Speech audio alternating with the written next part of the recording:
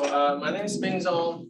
I used to be the postdoc in the Science lab, working with Professor Braganito and his collaborators at children engineering, astrophysicists, and other departments on developing new training scheme for physics-informed machine learning.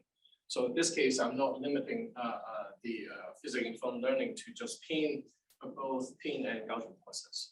So here's some new development that we have.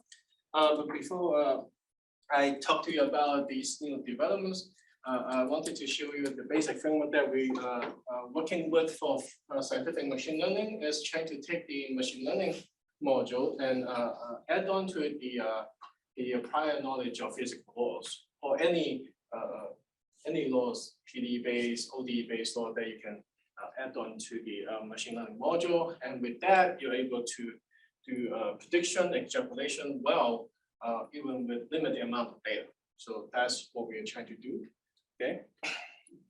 And we know that most of the scientific models, they are modeled by differential equations. So for example, we have the harmonic oscillator with the UTD equaling F. We have the Darcy equation that modeling porous media flow. We have the transfer equation and also the heat equation modeling the heat transfers. Okay.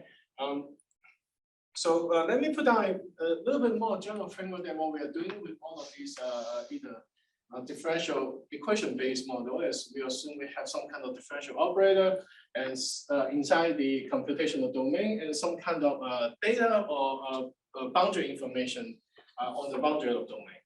Okay? And with that, if the domain is only 1D, then we are basically facing some ordinary differential equations.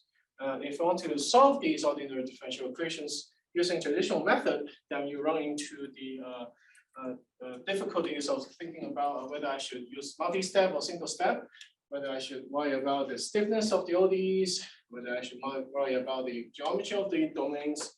And if the dimension of domain is more than one, then we run into partial differential equations. Then the trouble designing the solvers becomes even exponentially more difficult because now we need to actually worry about how to put on the mesh. If we solve the solutions at discrete points, how can we do interpolation to find the points at intermediate points inside the domain and how to approximate derivatives? If we are solving it with finite element or special methods, we need to worry about how to design basis functions. So a lot of stuff that you need to worry about when you are trying to solve differential equation-based models. Okay, what we are trying to do is we want to combine machine learning, put machine learning into traditional methods, okay, and try to develop some kind of mesh tree where you don't need to worry about the geometry of the domain, and also think of the space-time as a unity, so we don't need to even think about time distribution or time, this kind of stuff. And we also don't want to worry about developing basis, because you can actually let neural network or Gaussian process to actually figure out what kind of basis is needed to solve these differential equations. And we also want to have infinite resolutions. That means that at any point rather than just the grid points that we solve the solution at, we want to zoom in at any point inside the domain as fine as possible. And most importantly for neural network is we also provide auto differentiation to our solutions. So you can find derivative right away. Okay. And with some amount of observation data, we can actually solve the PD or ODEs without appropriate initial condition or boundary conditions, or even figure out more about these differential equations, say actual physical terms, parametric structures, or model error when we are trying to solve these differential equations. Okay? So we are developing hybrid methods with deep neural network and Gaussian process, taking both the flexibility for deep learning, that we can incorporate a lot of different stuff into neural networks. And also the one important aspect of Gaussian process is the capability of doing uncertainty quantification. It tells you how certain the solution is at certain at the solution points. Okay, do you want to combine the two? Okay, so here's some new results. Oh, yeah. Before I show you the new results, let me show you the basic training scheme that we have for and also difficulty that we have for training neural networks. So in order to have a neural network that incorporates the physical laws, we train the neural network with both a so-called PD residual loss and the data loss. Okay, the PDE residual loss is just forcing the neural network to satisfy the PDE inside the domain. The data loss is just forcing the neural network to satisfy the boundary conditions, boundary or initial conditions. And we cannot do it in continuous way, so we do it in this mean square error rate. Okay, but as you can see, this is already a multi-objective loss. It's actually really difficult to balance the residual loss with the boundary condition loss. So by even the basic training of this kind of modeling, you have to talk about how to balance these losses. Okay, and Professor Bergino already has a paper on how to design these loss data-drivenly from the data. What we want to do is we want to apply this method to more broader class of PDEs, Alencon or even hyperbolic PDEs. Okay, so we want to actually need to design new special training schemes for these stiff PDEs and hyperbolic PDEs where actually a shock, discontinuity would actually emerge. And the training scheme for Gaussian process is too difficult, so I encourage you to check out my website for details on that. Okay. So here's the new result that I want to show you. So we already know that neural network can solve parabolic viscous burgers really well.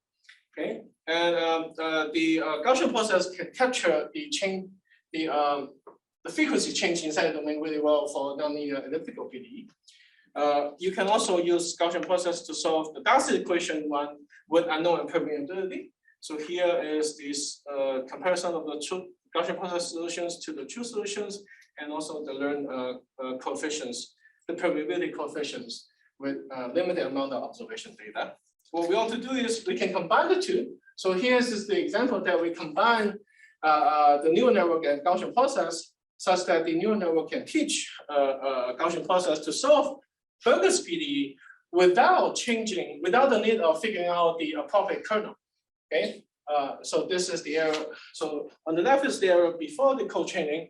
On the right is the error after the co-training. As you can see, with neural network teaching a Gaussian process, it actually gradually decreased the error, and with only those significant on the line of discontinuity. So this is one approach. The other approach is a Gaussian process due to its capability of resolving high frequency components, especially different ratio of frequency ratios. So this is using Gaussian process to teach neural network to solve Helmholtz equation when you have a higher frequency in the y direction instead of the x. Okay, so before again on the left is the before training examples.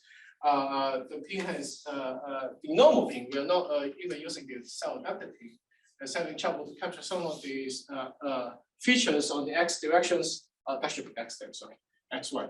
And then after the training information for Gaussian process is able to tune down these errors in the x directions. Okay, so that's the co-training examples.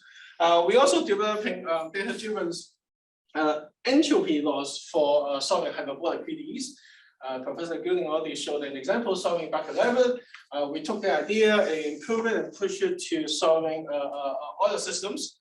So this is an example of resolving the shock propagation within a 1D, almost one-dimensional tube.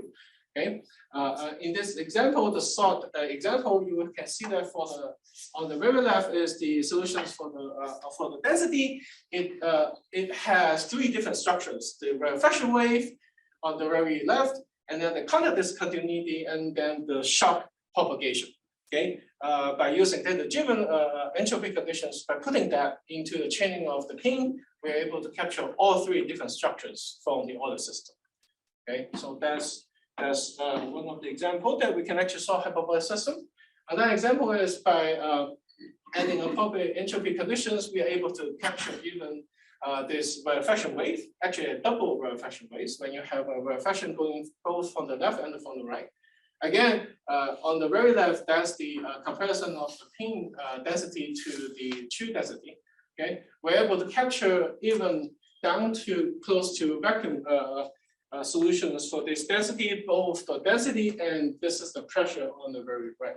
We're able to capture that because it's close to vacuum. Sorry, because it's close to vacuum, it's actually really difficult for traditional method to capture. So let me skip that. Let me also skip that. Another thing is we have this new grant about developing probabilistic numerics for solving hyperbolic PDEs. So this is putting Gaussian process kernels on solving these hyperbolic PDEs. We're able to capture the forming of this continuity really well, and shows you some of these propagation of uncertainty. Okay, so yeah, that's all of it. Questions? Thank you, Ming.